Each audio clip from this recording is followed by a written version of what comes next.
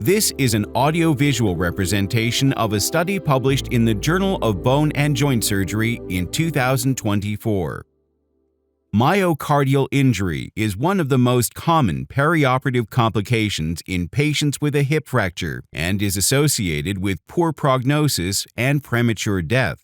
While doctors often prioritize cardiac evaluation before surgery, the resulting surgical delays may actually worsen patient outcomes.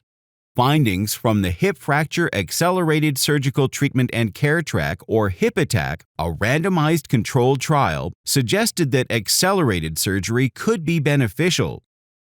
Specifically, a median interval of 6 hours from orthopedic diagnosis to treatment could mitigate the physiological stress associated with hip fracture and thus benefit such patients.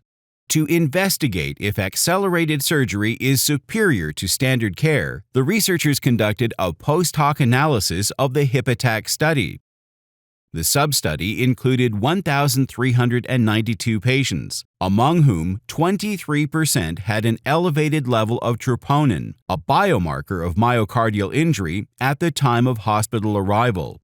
The researchers examined the 90-day risk of death and adverse cardiovascular outcomes in these patients. Notably, patients with elevated troponin who underwent accelerated surgery had a lower risk of mortality compared to those who received standard care.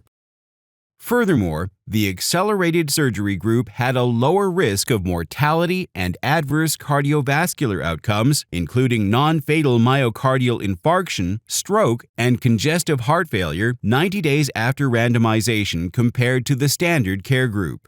Overall, these findings reveal that 1 in 5 patients with a hip fracture presents with myocardial injury associated with a 3-fold higher risk of mortality compared with patients with a hip fracture who do not have a myocardial injury on hospital presentation.